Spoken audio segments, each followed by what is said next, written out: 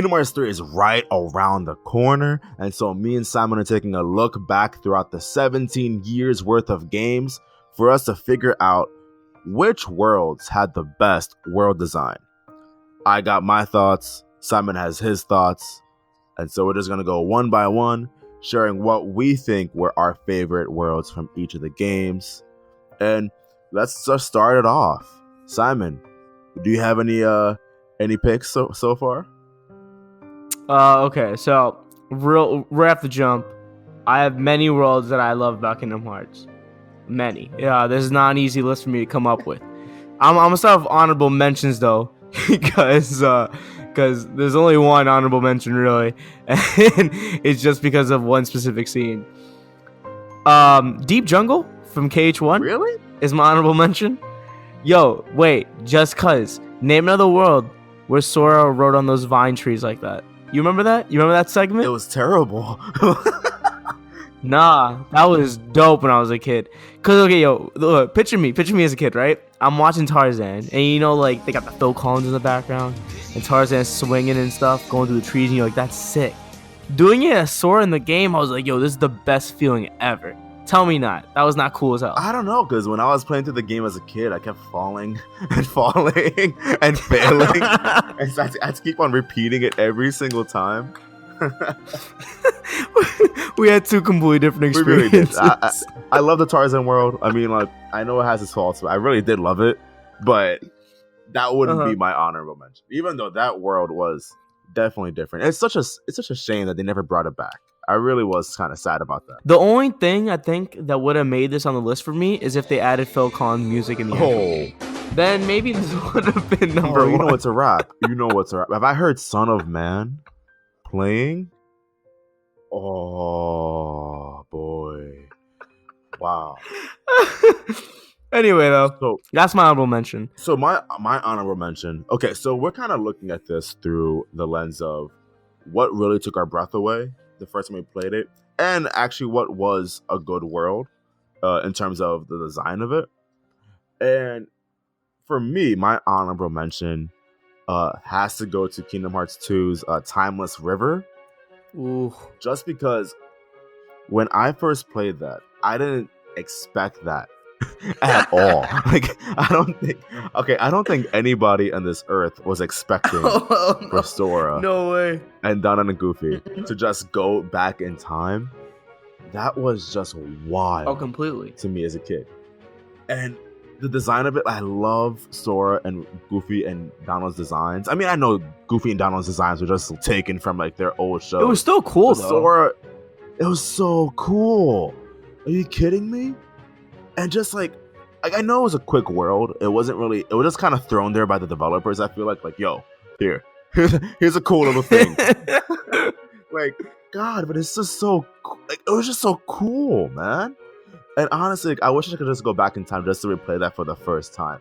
And every time I replay Kingdom Hearts 2, I still have a really good time just playing through that. Oh, 100%. I just love Timeless River. I feel like I felt like you're gonna get a little bit upset with me because that's actually my number 3 on the list. It's tiny, but like it left a huge impact on me when I played the game. Because I don't know if I ever told you this, but I actually saw some gameplay before I got the game. I didn't get the game exactly the moment it came out. I got it like a week after it came out, and my cousin was playing that world. And when I saw that, I was like, oh, this is so unique. This is wild. I never watched any of the classic like First Mate Mickey cartoons, but I still knew it was a really cool callback. They even had a horse collar. Like, no one even knows that character anymore. That's completely wild. And Pete would actually come into the world too. And you remember they had old style Pete, not new Pete? That was so sick. Yeah. Dude, it was, I think it was the most unique world, I think, in all of the games so far. 100%. And I'm just kind of sad that I feel like Kingdom Hearts 3 won't hit us with any curveballs like DLC. I mean, I don't know what. Yeah, we will see. I don't know if there will be. I really hope Namura, but it's fine. You don't have to. Timeless River was just, I don't know. It was a callback. But for me, I would say my favorite world from Kingdom Hearts 2, when it comes to just level design and just the story that goes with it, Twilight Town. I'm sorry, it's just Twilight Town. Really? Twilight Town. I know it's not the Disney World, but everything about it. It's the only world I can think of, besides maybe Hollow Bastion, that had NPCs. So it actually kind of felt alive to me, at least. Yeah. But I really think the intro, the prologue to Kingdom Hearts 2 really did help with it, with this decision. I don't know. I just love the atmosphere of Twilight Town. I love how it's literally always sunset. I don't know. It just has this mood to it that's just kind of just super mellow. It just kind of feels like every day is just chill. See, I get that, but at the same time, like, I kind of don't love it because I feel still artificial when I'm in it. Because, like, the first 7 days that Rox is going through, it's not a real reality when he's experiencing it. So I'm in that world, I had that feeling of just still in a simulation, even though when you visit the world of Sora, it's the real world. So it always bothers me going back there like that. But I can see the level of comfort you're talking about, because at one point you can kind of consider it a home for Roxas. So going back to it kind of feels comfortable. 100%. And not just that. We mentioned this before in an earlier video, but I always felt like Kingdom Hearts 2 had really linear worlds to me. Yeah. It just kind of felt like it was just one room after the next room after the next room. Twilight Town wasn't like that. It was very interconnected. Yeah, it was connected. It kind of felt like it was the new Traverse Town, really. No, yeah. Yeah, and it just, I don't know. When I go through Twilight Town, it just kind of feels like a home to me, and I kind of am really excited to see how they update it in Kingdom Hearts 3, because I know it's gonna get a humongous update. Oh no, 100%. They're gonna make it huge. Yeah, and I know I'm gonna probably just like. I just wish in Kingdom Hearts 3 that Sora has the ability to sit down, like in Pokemon X and Y, just so I can chill. And I see Goofy and Donald sitting down too, and they're just chilling, and it's just a nice day. You know what I mean? Like, you're gonna watch the infinite sunset in Twilight Town by sitting down. Oh, that'd be so beautiful. Are you kidding me? Oh my god! That's exactly why we're spending $50 in Kingdom Hearts 3. To sit down. Okay, Simon, what's your next pick? You mentioned already, actually, Pride Lands. So for me, Pride Lands is number 2 because I'm a huge fan of Lion King.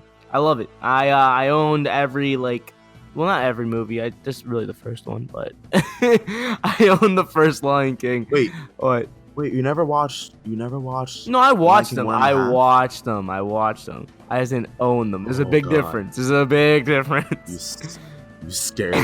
Oh my god. No, I owned the first one on like a VHS tape, and it was the only VHS tape I quote unquote owned. So I would constantly rewatch it again and again and again and again and again, and it became my favorite Disney movie. And I remember playing Cage 2. I had no idea that world existed until I finally played through it.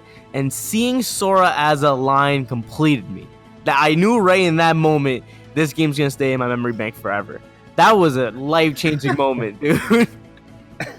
And Goofy was a turtle? Like, come on, dog. Like, that was the most cool interpretation of Lion King. They could have easily made Sora human and Donald and Goofy their regular forms, but the fact that they changed them was so cool to me. And also, Pride Lands is one of the few Disney worlds that really goes with the story of the movie it's behind.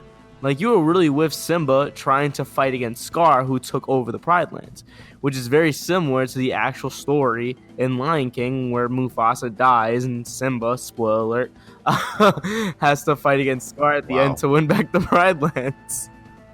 Like, you had to spoil it. I'm just saying. I'm sorry, guys. You should have known when you came on and clicked on this. That's one of the coolest things about it to me. They really follow a story. The fact that Sora's actually a lion is really cool to me. I'm not a big fan of the boss battle though. Is really in that world, but that's besides the point. I look past that. I look at the positives. I love that world a lot. I really do like it a lot, and that's why it's my number 2. Yeah, it's the only playable world of Lion King, Pride Lands, right? What you mean? The only time it was playable? Yeah, it was in Cage 2. There was nowhere else. Yeah, no. Simba has been one of the more consistent summons, but that's it. Yeah, it's ridiculous. Simba has like appeared in the games a lot, but it's crazy to me how like I don't know. I mean, I'm not sure if you knew this, but Pride Lands was supposed to appear in Kingdom Hearts 1. Really? Was Sora supposed to have a line form in Kingdom Hearts 1 also, or? Yeah. Wow. I'm assuming that, but that's the exact reason why they had to take it out, just because of how much time it would take. Yeah. To develop Sora as a lion. And they were just like, screw it, we'll just put in the sequel. Just make him a furry. Yeah, exactly. I don't know. I feel like Scar could have definitely been a humongous role. And yeah, it'd been cool seeing the changes in Cage 2 if it was in Cage 1 initially. Yeah, I'll just stop talking now and go to my next pick. I'm gonna go with Kingdom Hearts 1, Halloweentown. I thought that Halloweentown from the first game was probably the best world. When you first enter the world, you're greeted with the song. Dun, dun, dun, dun, dun, dun. Dude, are you kidding me? No, that goes hard. I know, and that's how you start the movie. And not just that, it's every single time that, there's no battles going on, you're just walking around with Sora, that song is playing. I remember. And I'm like, yo, let's go. And you just said that Deep Jungle would have had a bigger or higher place in your list if they had the music from the movie. And yet they actually did. I mean, also, I know they did it to Framatica, but we don't talk about. We don't mention that. Yeah, we don't mention that world, but they actually did it for Halloweentown, dude. No, yeah. And it's just so, and not just that, like they changed the character designs for Sora and Donald and Goofy, and those are still some of the more iconic costumes. Yeah, I love the shadow on Sora's eyes. It looks so dark, and it looks so nice, dude. It's so cool. And I mean, also shout out to Kingdom Hearts 2. I know you didn't play the final mix version of Kingdom Hearts 2. Did they but change in Kingdom Hearts 2, when you go to the Christmas Town, they actually give it an update so that way Sora wears a Santa outfit. Oh, what? And you never knew this. No. Oh yeah, dude, yeah. It's like I forgot he has that like black hoodie that's like slanted. Yeah. It's a black Santa outfit. Oh, that's such a fit. I forgot about that. Dude, yeah. It's amazing. Shout out to Halloweentown. Even in Kingdom Hearts 2, I'm not gonna lie. Like, I was saying Kingdom Hearts 1, but Kingdom Hearts 2 wasn't that bad either. Just shout out to Halloweentown. They really put in a lot of work for Halloweentown and Nightmare Before Christmas, which is really awesome. Just because like that's a world that I feel like, because that wasn't really Disney. Like I know it was Disney, but it didn't feel you don't think like of Nightmare Before Christmas. I understand what you mean. Yeah, you don't really think of Nightmare Before Christmas when you think of Disney, but they really put in a lot of work in that movie, in that world. And I can imagine it just because, like, I know the development team behind these games kind of go for the worlds that are unique. Like when they're approaching a Disney movie, like for consideration in their games, I know they're trying to go for what's as unique as possible. And I know Nightmare Before Christmas was one of them. Oh, no, definitely. You look at that, you're like, oh, God, we need that. Yo, wait. That's right. It's not in Cage 3, right? It's not in Cage 3, no. Oh, I just got so freaking sad. I'd never realized that till now. Yeah, this is the first. That's depressing. No, that's really depressing. Why wouldn't you add it to Cage 3, dog? Oogie Boogie was such like a unique, I mean not unique, he's such an iconic enemy in the series. Yeah, but it's done, dude. There's no more story to tell. Damn, that's so sad. Just pray for Coco DLC. Nah, you know what? Nah, scrap that. You know what we're gonna do? Nomura needs to make Sora fight Santa Claus. I'm down. Let's go.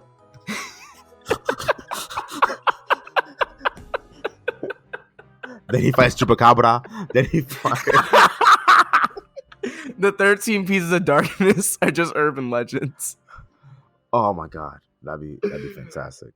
Anyway, yeah. Let's move on to my number one. All right, so I'm glad you mentioned the Halloweentown. That's a great. That was a great tie for me on the third of my list, but I had to give it to Timeless River. But my number one. 100% would have to be Traverse Town. Now, I know some people would not agree with me on this one because there's not that much like stuff to do really in Traverse Town. It's not like the most like exciting. It's not the most like thrill riding like world. It doesn't have like the most poppin' soundtrack around. But I think that's why I feel the most comfortable with it. Traverse Town, I feel like, because it's a hub world, feels like a home. And it's supposed to feel like a home to the player. And that's what I always liked about it. Whenever I was in KH1 and I'd go to that world, it was just so relaxing and peaceful. It legit felt like a place to just kind of stay for a minute. And just maybe like go through a bunch of stuff, deliver the mail. Remember the 10 like postcards you had to deliver? Yeah, of course. Maybe do some of that, or just like go around the city halls, try to maybe look up a walkthrough, see what you have to do next because you're confused on what exactly had like 100% KH. But it was always a nice place because the music was so relaxing. There was like a nice crackling fire in Sid's shop. I don't know if you remember that fire. It was always so nice. Not to mention the Dalmatians too. Oh yeah, I completely forgot about Dalmatians too. That was a great thing to keep coming back to also.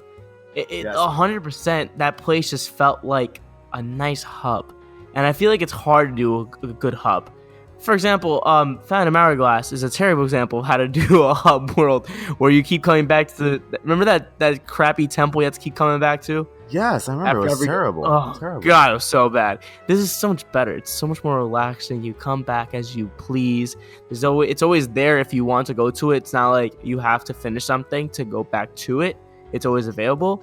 And I think that's why I have to give it to my number one. It's such a nice, homey feel. And no other world in KH has really replicated that feel. And I think Hollow Bastion tried to, but Hollow Bastion was too edgy and too like loud in my opinion to really be a Traverse Town. Wait, so you would? It's so funny how me and you picked the hub worlds, but of two different games. Like, did you pick a hub world for number one? Yeah, I picked Twilight Town. Remember? That was your number one?